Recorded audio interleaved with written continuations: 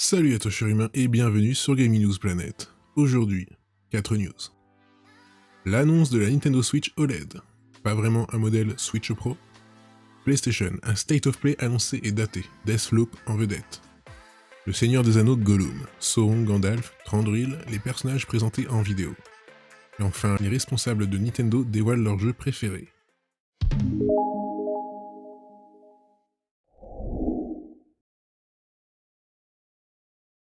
On se retrouve sur jeuxvideo.com.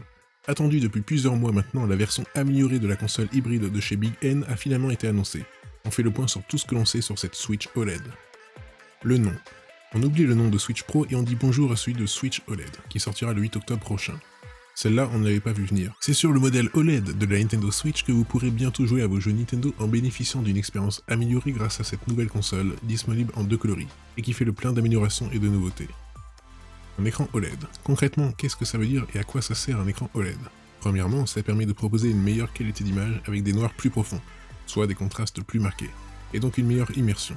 Deuxièmement, ce genre d'écran consomme beaucoup moins, et permettra ainsi à la Switch OLED d'avoir une autonomie équivalente à la Switch classique, malgré plus d'éléments à afficher. En effet, on passe d'un affichage 6,2 pouces à un affichage 7 pouces. Cet écran est intégré à la nouvelle Switch et vous permet donc de bénéficier de cette amélioration en portable. Un support plus stable. Le petit stand permettant d'incliner la Switch sur un support s'améliore. Plus grand, il permettra de supporter cette meilleure visibilité mais également d'incliner la Switch OLED selon plusieurs angles, afin de pouvoir profiter d'un meilleur confort de jeu. Audio amélioré. Le son de la console sera également amélioré avec cette nouvelle console. Le but, pouvoir profiter d'une meilleure immersion et expérience de jeu, seul mais surtout à plusieurs.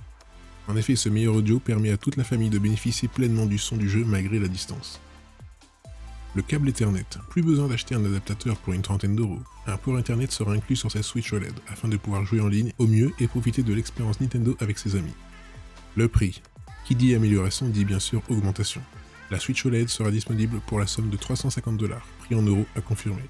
Pour rappel, la Nintendo Switch classique s'achète aujourd'hui pour environ 300 € et 200 € pour la Switch Lite. On a donc une augmentation d'environ 50 € par rapport à la console classique. Mais est-ce que cela vaut le coup? Une déception? C'est finalement une Switch avec un meilleur écran et quelques fonctionnalités annexes mettant à l'honneur l'expérience multijoueur locale et en ligne que nous propose Nintendo.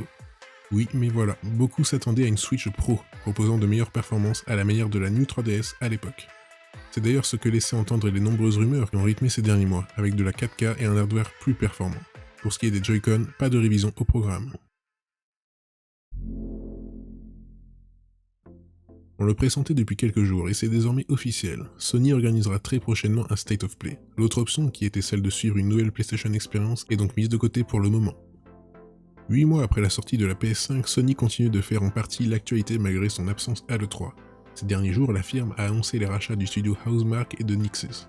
Tandis qu'une erreur de compte Twitter japonais de la marque nous a permis d'apprendre que Bluepoint pourrait aussi rejoindre les studios PlayStation. Hermen Hulst a également communiqué il y a un mois pour préciser la stratégie de la firme, annoncer le report de God of War Ragnarok et préciser la nature cross-gen du jeu de Santa Monica et celle de Gran Turismo 7. En attendant, Sony nous donne rendez-vous ce jeudi 8 juillet à 23 h pour un State of Play inédit d'environ 30 minutes, qui sera majoritairement consacré à Deathloop, le prochain jeu d'Arkane Studio, aux jeux indés et à différents jeux tiers.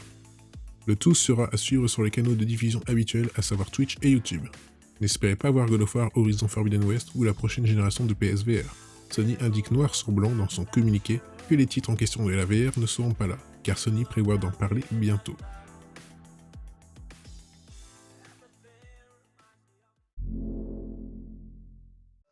Toujours sur jeuxvideo.com, annoncé en mars 2019 par Daedalic, le Seigneur des Anneaux Gollum a été pris sous son aile par Nikon en début d'année, après quoi le titre a été repoussé à 2022. Aujourd'hui, lors du Nikon Connect, Harald Riegler est venu présenter ce qui faisait le caractère unique du titre, mais également quelques personnages. Attendu sur PC, PS5, Xbox Series, Switch, PS4 et Xbox One, le Seigneur des Anneaux Gollum qui prendra la forme d'un jeu d'infiltration mais également de parcours. Le producteur du jeu explique qu'il a toujours été fasciné par le personnage et qu'il a toujours été essentiel à l'histoire. Ainsi, Daedalic a décidé de raconter l'histoire de ce personnage en détail, ce qui emmènera les joueurs au Mordor, dans les mines de la Moria et dans de nombreux autres endroits. Gollum va également croiser la route de la plupart des personnages principaux de la Terre du Milieu, créant de nombreuses opportunités pour les développeurs. Harald Riegler nous promet une histoire passionnante qui nous permettra de rencontrer entre autres Sauron qui aura droit à un visage, Thranduil, le personnage de Legolas et évidemment le magicien Gandalf le Gris. Ces trois personnages ont pour la première fois été montrés ce soir, à l'occasion d'avoir un aperçu de leur rendu en jeu. Pour rappel, Gollum devrait proposer des choix aux joueurs qui influeront sur la santé mentale de Gollum, et qui favorisera plus ou moins l'une de ces deux personnalités. À quoi jouent les hauts placés d'une entreprise florissante comme celle de Nintendo? Rien de bien surprenant si ce n'est que ce sont les jeux développés par Big N eux-mêmes. Il y a peu s'est déroulé le 81e rendez-vous annuel de Nintendo avec ses actionnaires. À cette occasion, Shuntaro Furukawa, Ko Shiota, Shinya Takahashi, Satoru Shibata et Shigeru Miyamoto ont pu répondre à différentes questions concernant les affaires de l'entreprise, mais aussi à d'autres interrogations concernant leurs jeux vidéo préférés. Des réponses répertoriées par Kotaku. Furukawa, président de Nintendo. Super Mario Bros est sorti quand j'étais au collège, soit lors de la sortie de la Famicom, l'équivalent japonais de la Nintendo Entertainment System, la NES. Même aujourd'hui, je joue encore à des jeux venant de Nintendo mais aussi d'autres entreprises. Je joue surtout aux titres développés par nos studios, même si récemment j'ai passé beaucoup de temps sur le jeu de cartes Hanafuda dans 51 Worldwide Game. Shiota, responsable du hardware. Comme Monsieur Furukawa, je fais partie de la génération Famicom et j'ai grandi avec la NES et la SNES, sorties en 1990. Je suis en charge de tout ce qui concerne le matériel maintenant, et j'ai toujours été intéressé par la manière dont les choses fonctionnent. Ça explique pourquoi mon intérêt se porte sur des jeux comme Mario Kart Live Home Circuit, jeu permettant de réaliser ses propres circuits de voiture et d'y jouer sur sa console, auquel je joue avec mes enfants. Takahashi, directeur général. Je suis en charge de tous nos jeux appartenant à Nintendo, donc c'est difficile de faire un choix. Cela étant dit, le premier jeu sur lequel j'ai été impliqué quand j'ai rejoint Nintendo était Yu-Uki, sur Famicom. C'est un jeu d'aventure peu connu, mais j'en ai un souvenir spécial. Shibata, responsable des licences chez Nintendo. J'aime bien les jeux d'aventure, et je viens de terminer Famicom Detective Club The Missing Hair. Famicom Detective Club The Girl Who Stand Behind, sur Nintendo Switch. À une certaine époque, j'aimais bien jouer à Shin Onigashima sur Famicom. Je suis à la tête du département lié aux licences, qui sert de point d'entrée pour beaucoup d'éditeurs de jeux vidéo. Les derniers ont beaucoup de jeux d'aventure qui me plaisent également. Miyamoto, créateur de licences comme Mario Bros, Zelda ou encore Star Fox. J'ai tendance à jouer aux jeux que j'ai moi-même créés, donc je n'ai pas trop été influencé par les autres studios de développement. Cela dit, le premier jeu qui m'a inspiré quand j'ai commencé à développer des jeux était Pac-Man, édité par Namco. D'un point de vue créatif, je trouve Tetris incroyable. En ce moment, je suis addict à Pokémon Go. J'y joue avec ma femme et c'est un bonheur de pouvoir y jouer avec toute la famille. Ça fait 2 ans que j'y joue avec ma femme et mes voisins. L'âge moyen des joueurs de Pokémon Go doit avoisiner les 60 ans.